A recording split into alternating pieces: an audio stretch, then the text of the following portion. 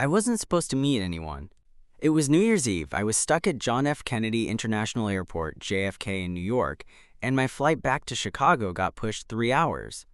So there I was, alone in Terminal 4, headphones in, but no playlist seemed to fit the mood.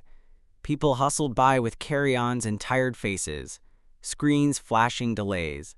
I glanced at my watch, 9:45 p.m., and none of this felt like the way I'd hoped to ring in a new year. I'd escaped to the airport after a holiday with my parents. The usual. Small fights, old jokes, someone making the same comment about me being too quiet lately. I thought being up in the air, literally, would clear it. Instead, I found myself in this terminal, stuck, feeling more invisible than usual. Then I noticed him. He was waiting in the same area, gate C42 or something like that. Dark hair, casual jacket, backpack slung to his side, leaning forward with elbows on his knees. He had a camera bag too, which caught my eye, because I do that small thing. When I see someone with camera gear, I assume they're interesting. Maybe travel photography. Maybe something else. He looked like he was editing something on his phone. Relaxed, but alert. The kind of guy who knows how to wait without losing his cool. We locked eyes for a second. I was sipping my second stale coffee, trying not to make that too obvious. He smiled, just the corners of his mouth. I nodded, and he nodded back. Then he shifted and sat closer to me. "Flight delayed too?" he asked, his voice warm. "Yup. Chicago," I answered. "Nice. I'm heading to L.A." Layover went sideways. And there it was. Two strangers, delayed in the same limbo. He introduced himself. Aaron. I told him I was Matt. He had a California accent. Genuine, the kind that makes you think of sun, but somehow felt good in this gray waiting room. We talked about the delay, about how airlines always pull this "we'll board in 5 minutes" trick. He laughed at how he had packed a charger, an extra battery, and still he was just waiting. As the minutes ticked, we moved off the chairs. Aaron suggested we grab something to eat. The food court was half shuttered, the lights dimmed, and the options sad. But I agreed anyway. 2 airport meals, overpriced and lukewarm, yet better than sitting in silence. Over burgers and fries, we found common ground. He was a photographer, freelance, who'd spent Christmas with his sister in Brooklyn. He said the city felt different this year. Fewer talking, more scrolling. I told him I do tech, remote mostly, and that I sometimes feel like the outside world is moving faster than I can catch up. He looked at me, a bit surprised. You ever just take off somewhere unplanned? I mean, skip the flight, the plan, everything? I hesitated. No, not really. I'm conservative with travel. Book early, plan well. Aaron smiled. Maybe that's why you're waiting in an airport on New Year's Eve. I laughed. It hit me then. Yes, here I was, waiting, half aware of the new year galloping in without me. As midnight approached, even though I wasn't going to make the count in Chicago, we stepped to the observation window overlooking the tarmac. Jets taking off, landing, the wind cold through the glass. We talked quieter now, about something that felt like more than the delay. I asked him, "Do you come here often at this time?" He exhaled, "Never, and I hope I don't have to again." Then he reached for his bag, pulled out a small lens cap, smiled at me and said, "Want to take a photo together?" I mean, since we'll remember this night anyway. And I said yes. Our photo, the bright runway, our shadows behind us, the terminal lights, a moment captured. We shared it, laughed, and I felt something. A crack in the wall I've built. Late flights, lonely nights, being someone who waits. But next to him, I didn't feel like waiting anymore. I felt like maybe I was moving. We kept talking, even after midnight hit. It wasn't the kind of countdown you imagine. No glitter, no champagne, no awkward party kisses. Just a cheap announcement over the PA system. Some airline representative wishing everyone a happy new year over the hum of a vacuum in the distance. But somehow, standing next to Aaron, by that wide window overlooking the quiet, blinking runway, it felt more intimate than any celebration I'd had in years. When the clock turned, he nudged me with his shoulder. "Happy New Year, Matt." "Yeah," I said, smiling. "Happy New Year." There was a beat where we didn't move, just looked at each other. I don't know if I imagined it or if something shifted in the air, but it felt like a moment that could have turned into something closer. Then, just as quick, he looked away, clearing his throat. "So, any New Year's resolutions?" I grinned. "Not to spend it in airports." He laughed. "Fair." We wandered. The terminal was mostly dead now. Chairs empty, janitors moving slowly through with brooms and carts. There was something about walking through it together that made it feel like we weren't just killing time. We were building something. Eventually, we found one of those quiet, darkened gates where the TVs were off and nobody else was around. We sat on the carpet near the window, legs stretched out, leaning back on our arms. He told me about his job, how freelance work was a grind, but worth it. How sometimes he didn't feel like he was where he was supposed to be in life, but the camera made him feel like he was chasing something real. I told him about tech burnout, about pretending I liked the job more than I actually did, about the weight of being fine all the time even when I wasn't. "It's weird," I said. "I don't even talk like this with people I know." He turned toward me. "That's the beauty of strangers in limbo. Nobody expects anything of you, so you get to be honest." Something about that struck me. That night, the honesty felt easy, natural, like there was nothing to prove, just something to notice. At some point, my head tipped back against the wall, and his hand was close to mine. Not touching, but close. Close enough that I could feel the heat of it. And then he said, quiet, "I don't know if this is crazy or just the tiredness talking, but I'm really glad I got delayed tonight." I turned toward him, heart picking up speed. "Me too," I said. Our eyes locked. There wasn't any big move, no dramatic lean in, just that held gaze. It was steady and warm and new. Eventually, I felt the edge of his pinky brush mine.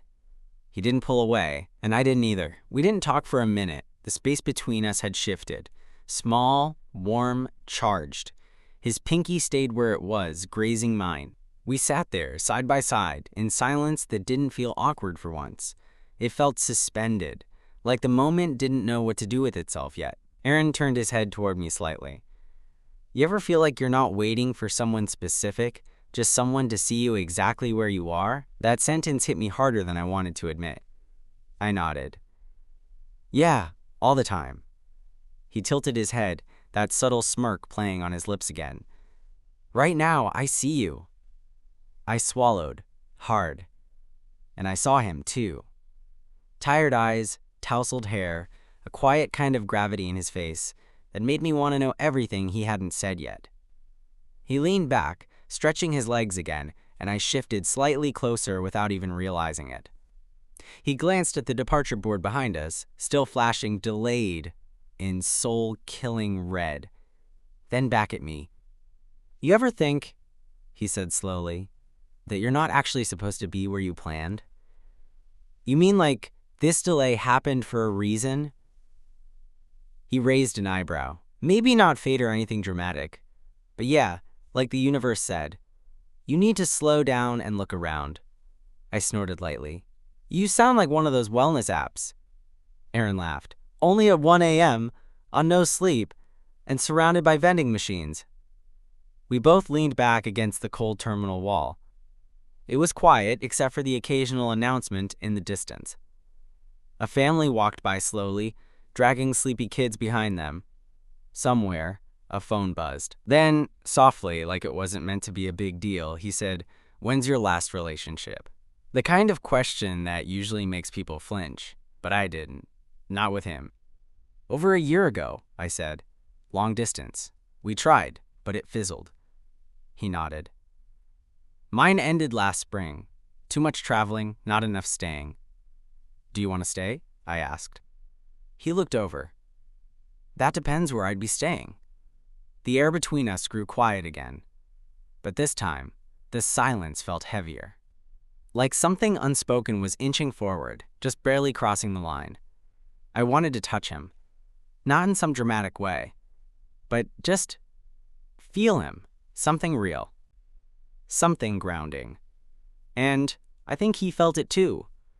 Because the next thing I knew, his head tilted slightly, not forward, not leaning in like a movie scene, but enough. Enough to say, if you want to, I'm here. My fingers shifted. Our hands touched, not an accident. This time, full contact. His thumb brushed the edge of mine, and the smallest, softest smile crossed his lips. I think I held my breath for a full minute. Our hands stayed there, quiet, still, connected. No fireworks, no dramatic music playing in the background.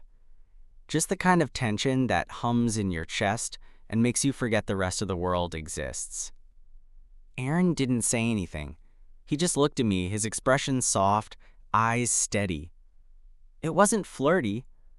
It wasn't even romantic in the traditional sense. It felt more like recognition. I don't usually do this, I murmured. He nodded, thumb still grazing mine. Neither do I.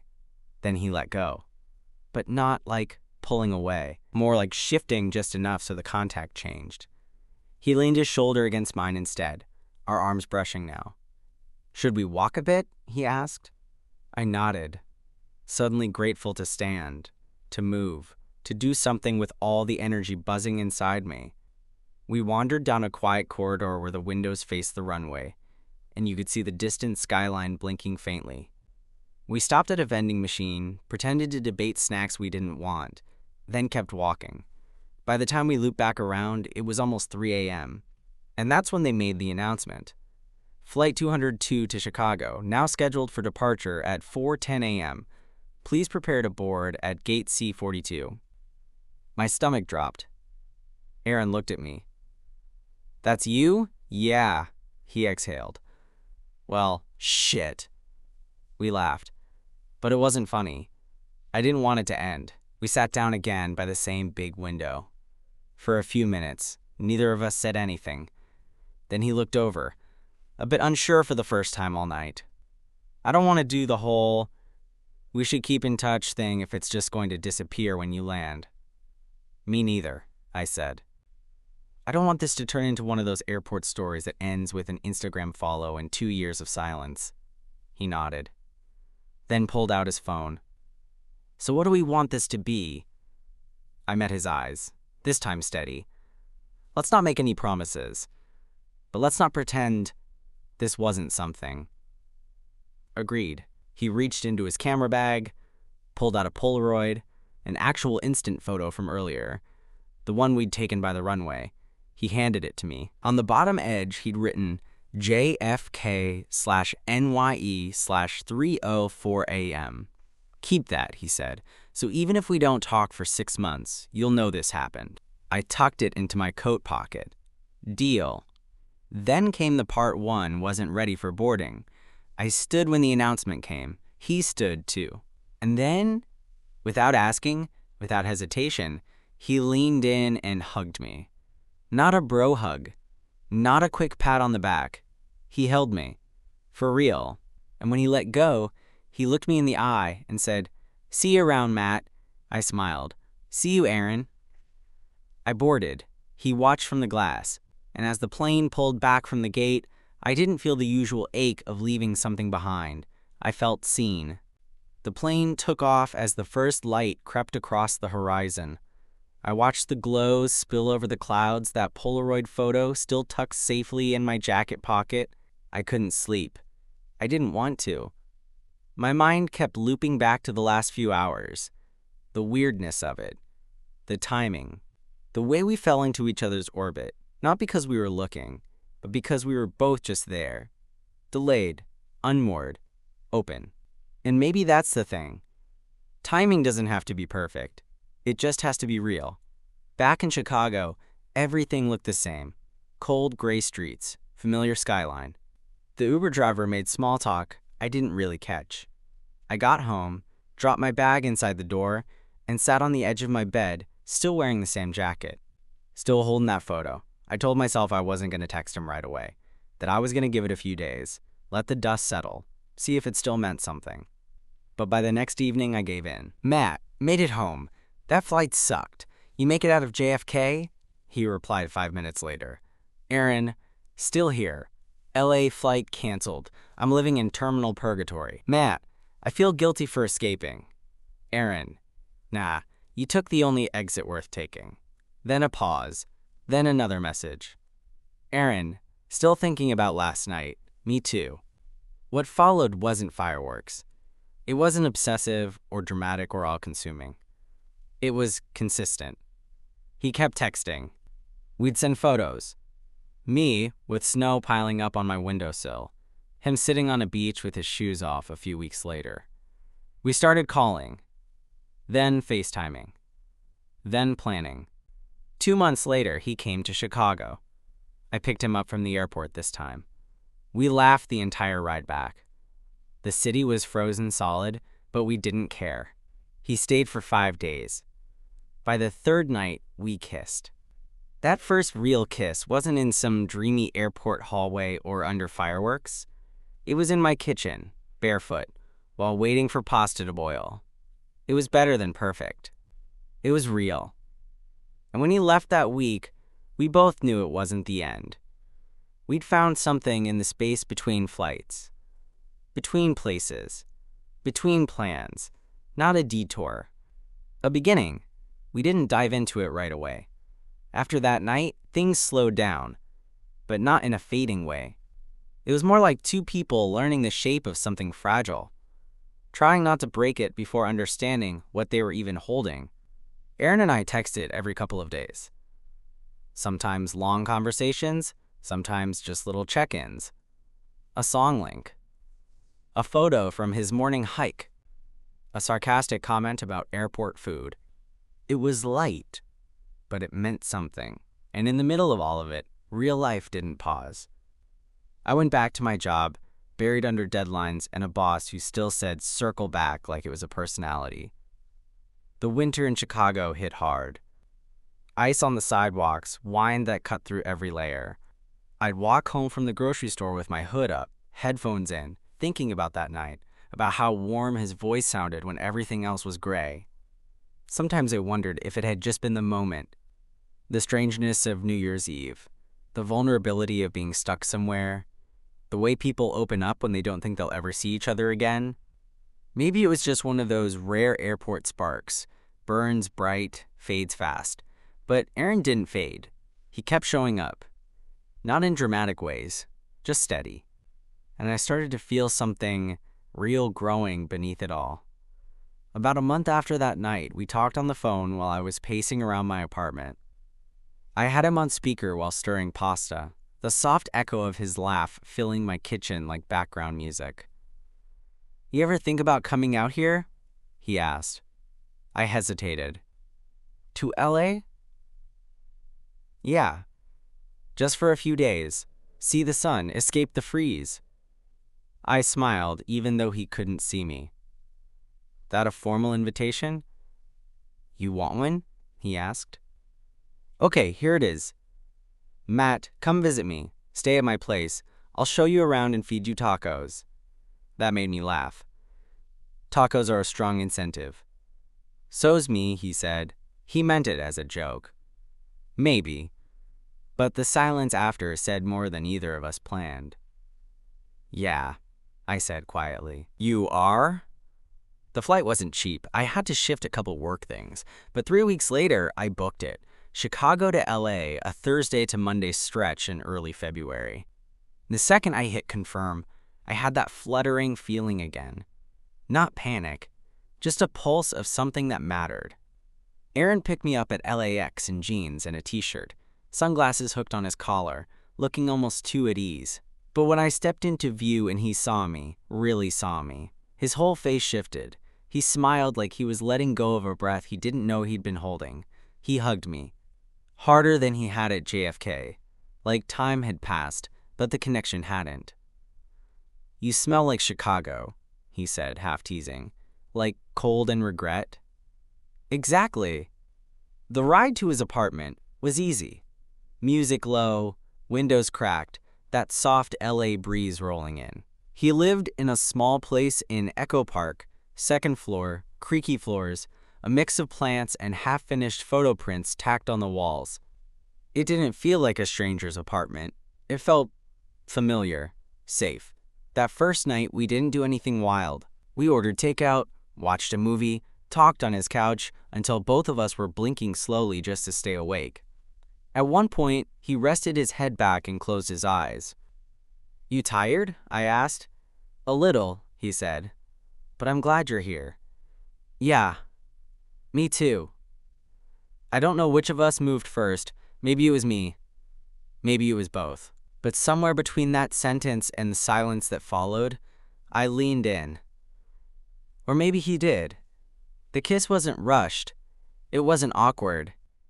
It was the kind that happens when you've already said most of what matters without saying it. Slow, honest, familiar in a way that scared me a little. Because how could something feel that right after such a short time? But it did, and when we pulled apart, his eyes were still closed. "God," he whispered. I was worried it wouldn't feel like it did that night. "Does it?" He opened his eyes. "Better." We didn't talk about labels. We didn't need to. Not yet. There was something better than that happening between us, something neither of us had wanted to rush by naming too soon. The days I spent in LA were slow and grounding in the best way. Aaron took me to this little breakfast place down the street where they knew his name and got his coffee order wrong every time anyway. We walked through Griffith Park, climbed the dusty trails until we could see the whole damn city stretched out below us. He pointed out neighborhoods, stories attached to each one. It felt like he was giving me a map, not just of where he lived, but of who he was. That second night, we had dinner at his friend Zoe's place. She was warm, loud, a little chaotic, and clearly someone who mattered to him. She eyed me the whole night, in that way friends do when they're assessing whether you're about to screw something up for someone they care about. After the third glass of wine, she finally pulled me aside in the kitchen. "So, you're Chicago," I blinked. "I guess I am." She leaned in, arms crossed. I've never seen him talk about anyone the way he talked about you after New Year's. He said it wasn't anything serious. But the way he smiled, it was already too late. I didn't know what to say, so I just nodded, quietly. "He won't admit it, but he's bad at this part," she added. "He gets scared when something's real." "Yeah," I said. "Me too." She looked at me for a second longer, then smiled. "Okay, I like you." By the time we left her place, Aaron and I were both a little buzzed and walking close enough that our shoulders touched with every step. His hand brushed mine, then stayed there. That night, we shared his bed. It wasn't planned. It wasn't about chillin'. It wasn't even about taking things to the next level. It was just us, existing, quietly, together. I remember lying there in the dark, him on his back, our hands intertwined on his chest. The window cracked open, letting in the cool night breeze. The hum of the city outside, distant and soft. "I didn't think I'd meet anyone like you," he said suddenly, barely above a whisper. "Me neither." "I don't know where this is going," he added, "but I want to keep finding out." I turned toward him, resting my head against his shoulder. "That's all I want, too." There wasn't some huge climax to the trip, no dramatic declarations. Just 4 days of being with someone who made things feel lighter, truer, like I could take a breath and actually feel it in my chest. When he dropped me off at the airport, we stood by the curb longer than we should have. He kissed me again, not with sadness, not like a goodbye, but like a promise, a soft one. "Text me when you land," he said. "I will. Also, don't forget to send me that photo you took on the rooftop." "I already did. Check your messages." He smiled, pulling out his phone, scrolling. Then, you sent it with the caption, "I'd come back for this view." "Yeah," I said. I meant it. He stared at me for a second longer. "Good." And then I went through security, heart still pounding. I didn't cry on the plane, but I felt that ache, the kind that comes when something new leaves an imprint on you before you're ready to let it go. But I didn't feel uncertain. I knew I'd see him again. This wasn't over. The weirdest part about coming back to Chicago after LA was how everything felt unchanged. Same streets, same cold, same morning commute with coffee clutched in a glove. But I wasn't the same. It was like I'd stepped out of my life for 4 days, and now I was trying to fit back into a version of myself that didn't quite match anymore. Aaron and I kept in touch. Constantly, actually. We didn't even try to play it cool. Every morning started with a good morning text. Every night ended with sleep well. In between, we sent photos, voice notes, little updates that didn't seem like much, but meant everything. He started calling me after his shoots. I'd be mid-dinner, and my phone would buzz with his name. Sometimes we didn't talk about anything important. Sometimes we talked for hours. One night I was walking home from the train, headphones in, when he said, "I want to come to Chicago." I stopped on the sidewalk. "What, like, soon?" "I mean, I'm not booking the flight tonight," he said, laughing. "But, yeah, I want to see where you live, meet your people, wear 17 layers. You'd last one day in this weather. Try me." So we made a plan. 2 weeks later, he was standing at baggage claim in a ridiculously thin jacket, already shivering. I brought him gloves, a scarf, and a beanie. He refused the scarf.